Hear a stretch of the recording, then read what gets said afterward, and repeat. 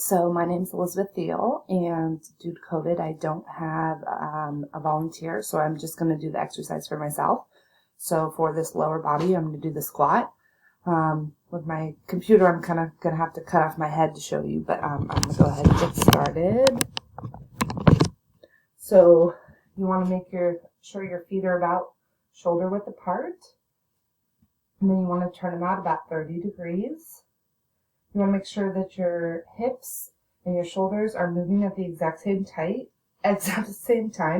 and then you want to get your hips below your knees. You also want to make sure that your core and your back are in line, and you don't want to let your knees come in when you're squatting. So I had ankle surgery a few months ago, so I'm still working on my squat to get it there, but I'll go ahead and show you. So I'm going to squat down, come back up, squat down.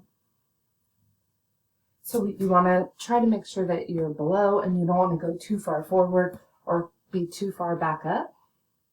And I'll go to the side. So again, about shoulder width apart.